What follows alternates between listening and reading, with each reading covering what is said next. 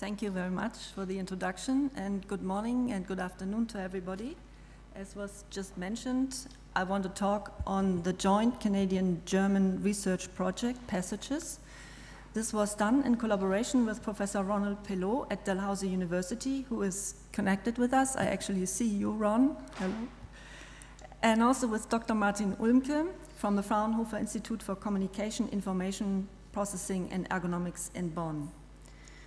This is a small outline of my talk. I want to start with an introduction and then talk a little bit about the stakeholders that we interviewed, because these stakeholder interviews were actually very important to us. The design of the system that we suggest here is largely based on their needs. In the third part of the talk, I want to give you an overview over the system scope and then tell you a little bit what we did in terms of data integration and risk assessment. And I want to finish with an outlook on commercialization and potential cooperations. The name Passages stands for Protection and Advanced Surveillance System for the Arctic, Green, Efficient and Secure. And the goal of the project, expressed in one sentence, was to specify the operational requirements of an innovative maritime surveillance and risk assessment system for the Northwest Passage and suggest an efficient system architecture that supports stakeholders who are and who will be operating in that area.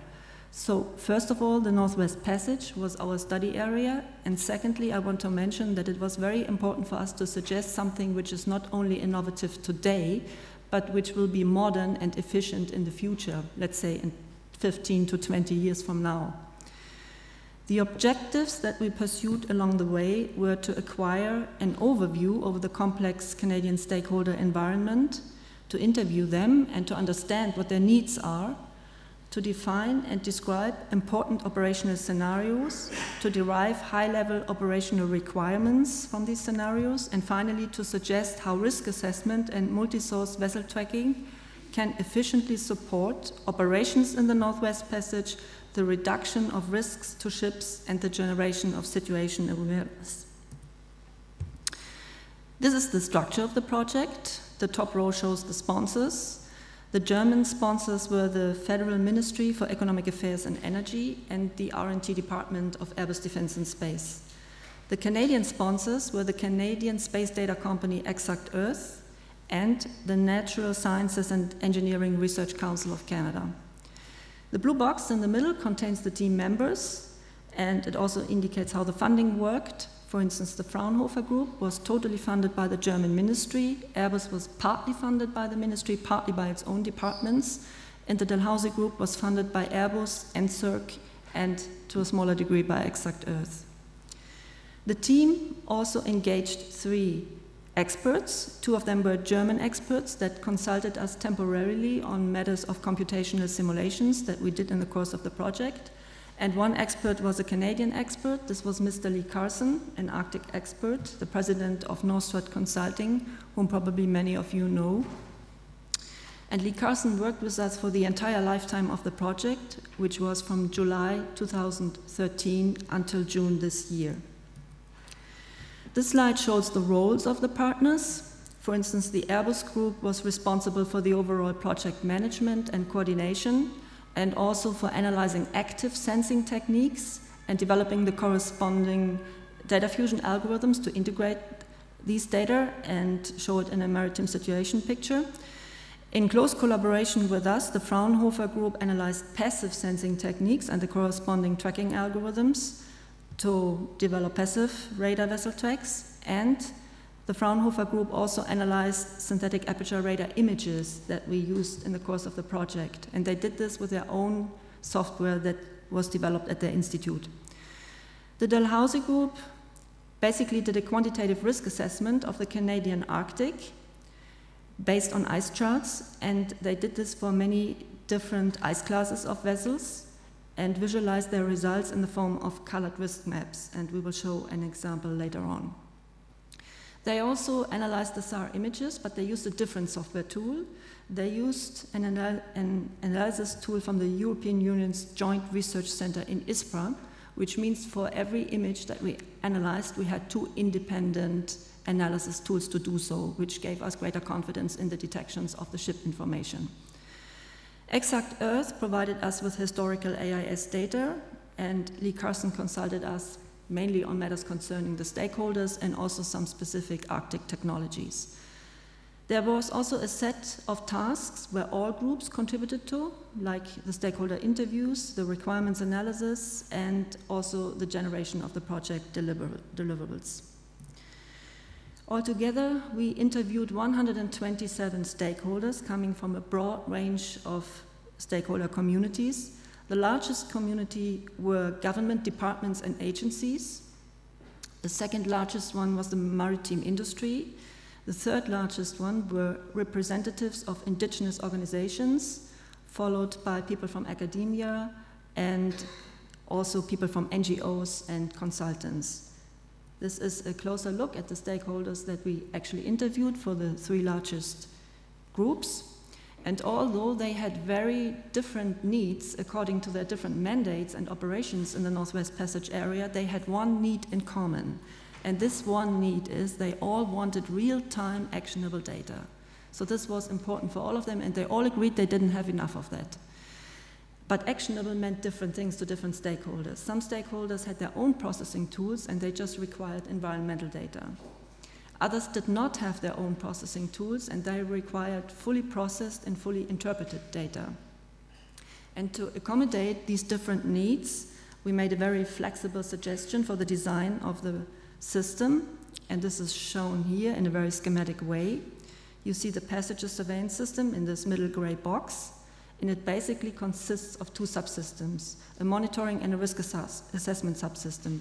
These 2 subsystems require different inputs. The monitoring subsystem, for instance, requires input about the ships, like observations from many different sensors, but also ship voyage data from libraries or databases, information about navigational constraints and the environment. And all this is integrated into one consistent and real-time operational picture that shows the estimated ship tracks, the estimated ship attributes, kinematic as well as non-kinematic, and, if possible, also the estimated intentions of the ships. The risk assessment system, on the other hand, requires established risk frameworks to work with. This can be the International Polaris system or the Canadian Arctic Ice Regime Shipping System. And of course, it requires the data with respect to which the risk is to be assessed. In our case, these were ice charts. But in the next step, this could be a combined risk due to ice and bathymetry, and in that case, we also require bathymetric data. The results of the 2 systems are correlated and integrated into this overall situational picture, which is then disseminated to the end users, and these can be ships or shipping industry or other industries or government authorities or northern communities. You can imagine that there are different implementations of this system and also different views of the operational picture. So it can, for instance, be local for the northern communities, or it could be global for government authorities. This slide shows a little bit what we did with the data, and I picked a real scenario to show you what we did. This scenario took place in Lancaster Sound on July 27 in 2012, and what we see here are the 2 reconstructed tracks of 2 ships that went through Lancaster Sound on that day from east to west. And to estimate these tracks, we used different data sets. We used, first of all, satellite AIS data. And the satellite AIS position messages can be shown as these small colored, yellow and magenta colored clusters along the tracks. And we also used SAR images, in this case RADARSAT-2 images.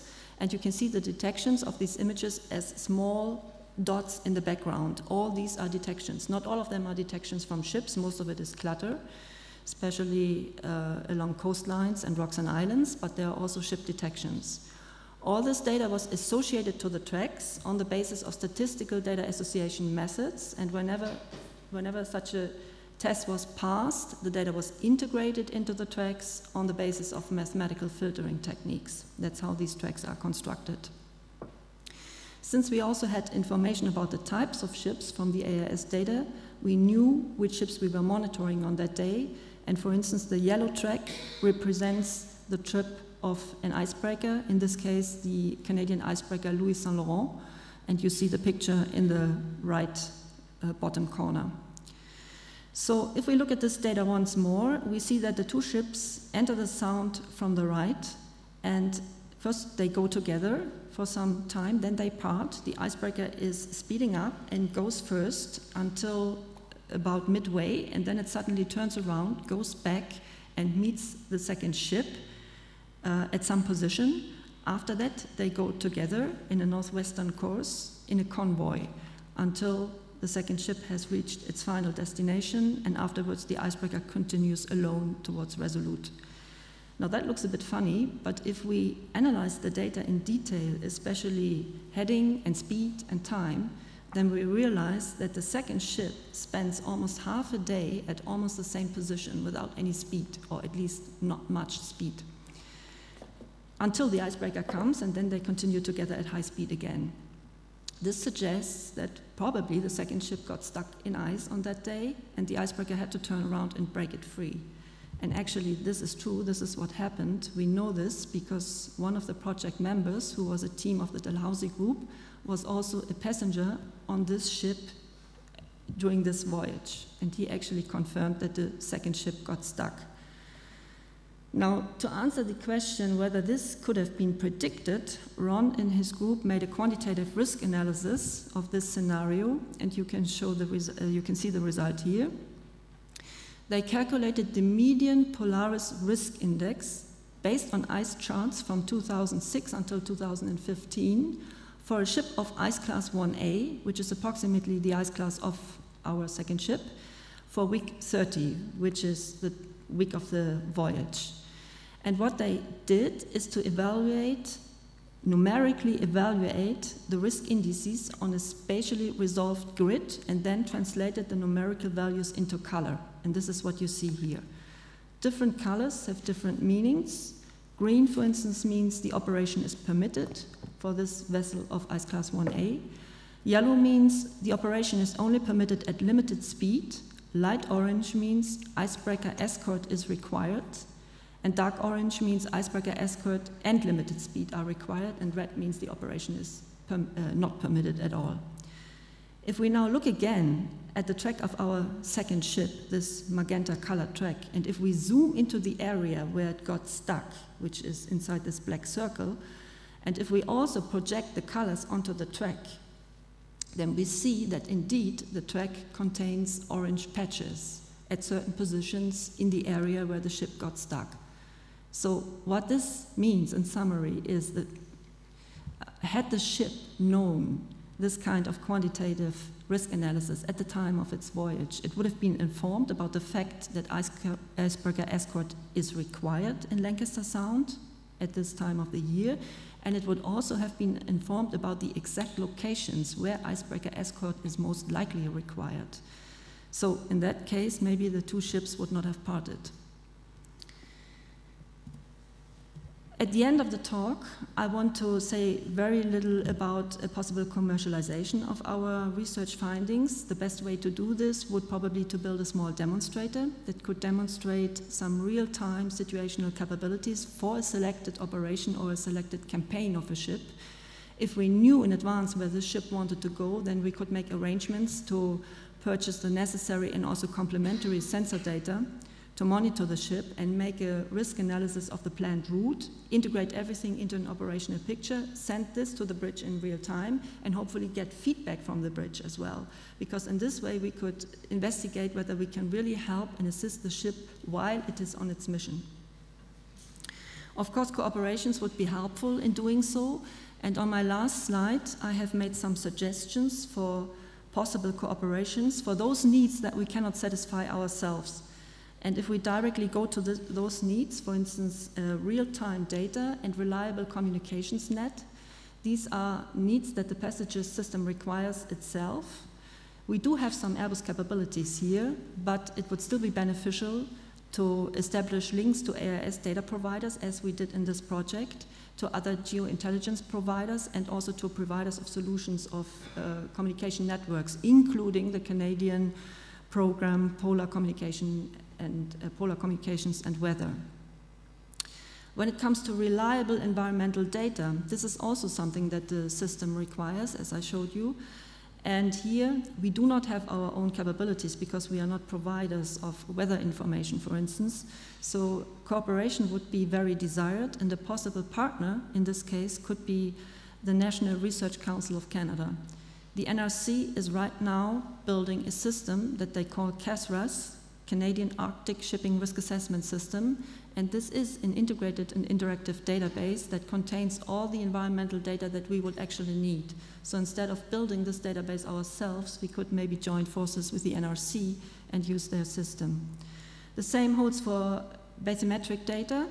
Here we could collaborate with those ships that make the measurements, or Coast Guard ships or other ships or platforms of opportunity that could do the measurements. Tactical route planning is something we would very much like to do, but as of now we can only do strategic route planning because we are lacking the tactical ice data. So here cooperations are required, and it would be required to work with many different commercial satellite providers to get an update rate of the ice situation that is high enough to build a technical tool. Also, we could maybe cooperate with ships or platforms of opportunity that could make the appropriate ice images while they are on their mission. The same is true for the detection of oil and noxious substances. Here, possible partners could be those research organizations that build the appropriate sensors or those platforms that deploy the sensors. And with this, I have reached the end of my talk. I would like to thank the audience for your attention, and I would also like to thank the sponsors once more for their support of this project. Thank you. Thank you, Camilla.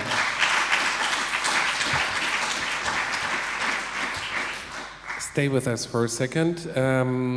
We will have two further speakers, and then I would like to group all of you three together in order to take comments and further questions. But I don't want anybody, either here or in Berlin, think for the next 30 minutes, what did she just say? So, if you have a question where you think, I have to get it out of my mind right now, you can ask it now. And any other question I will take later. Hannes, any question in Halifax? I don't see any immediate ones, no? Yeah, we have one here in Berlin. Could you come here so that Halifax can see you too? Okay. Hi, my name is Daniel Skuka. I'm currently working at the European Space Agency, and my question is, what is the classic, or what is the traditional way that the ship could have navigated itself? It would have had to rely on its own radar and its own observations of what's happening with the ice around it. Is that what this system is now trying to improve upon?